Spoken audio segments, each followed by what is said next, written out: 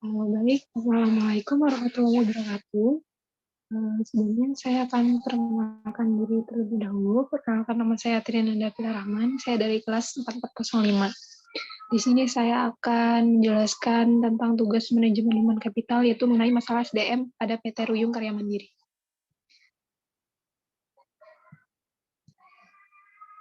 Oke, pertama saya akan menjelaskan dulu pihak yang terlibat serta perannya. Yang pertama itu adalah Pak Aswani, yaitu sebagai HR di PT Ruyung Karya Mandiri, dan yang kedua itu ada para karyawan dari PT Ruyung Karya Mandiri. Di sini saya akan menjelaskan isu permasalahan yang melatar belakangi masalah pada PT Ruyung Karya Mandiri.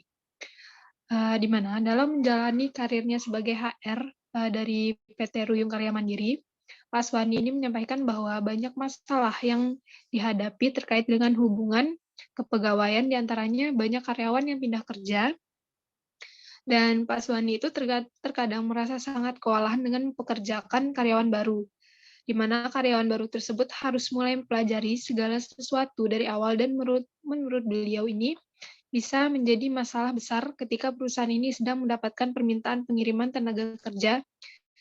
Dan selanjutnya itu permasalahan yang umum terjadi adalah upah atau gaji yang seringkali dinilai terlalu rendah oleh karyawan. Dan yang terakhir, ialah konflik yang sering terjadi antara ekspatriat atau staf asing yang ditempatkan oleh perusahaan yang menjalin kerjasama dengan PT Ruyung Karya Mandiri dengan karyawan setempat.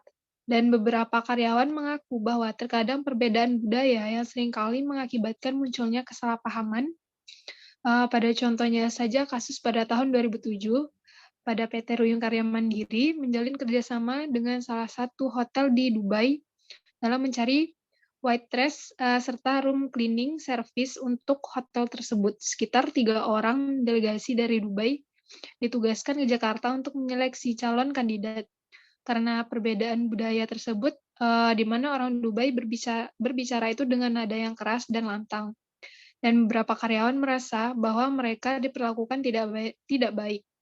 Padahal orang Dubai tidak bermaksud demikian, di mana hal tersebut karena kebiasaan menggunakan intonasi yang tinggi. Oke, selanjutnya saya akan menjelaskan tentang solusi alternatif yang dapat dilakukan oleh perusahaan. Yang pertama itu, perusahaan itu dapat menaikkan gaji para karyawan sesuai dengan pekerjaan yang sudah mereka lakukan. Dan yang kedua, melakukan sosialisasi dan pengenalan antara karyawan agar tidak terjadi konflik yang tidak diinginkan. Dan yang ketiga itu, tidak mencari atau merekrut karyawan baru, tetapi lebih baik memberikan pelatihan pada karyawan yang tetap, sehingga dapat menambah keahlian para karyawan dari perusahaan tanpa harus merekrut karyawan baru.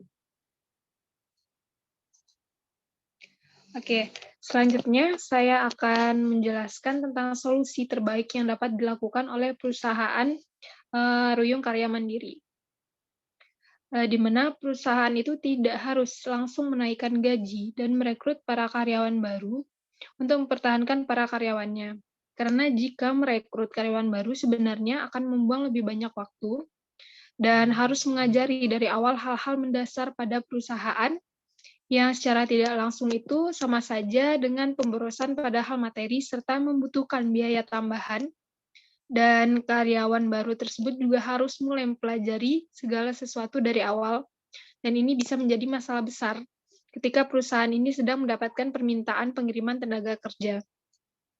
Dan dengan ini perusahaan dapat mengatasinya dengan memberikan kebebasan kepada para karyawannya untuk dilibatkan dalam pengambilan keputusan pekerjaan, sehingga para karyawan akan merasa memiliki wewenang dan tanggung jawab atas pekerjaannya sendiri, agar dapat mempertahankan para karyawan tetapnya. Dan selain itu, perusahaan PT Ruyung Karya Mandiri ini juga dapat memberikan jaminan kesehatan atau pendidikan kepada para karyawan yang sudah berkeluarga atau memiliki anak, di mana dapat dilakukan sebagai bentuk fasilitas yang diberikan oleh perusahaan.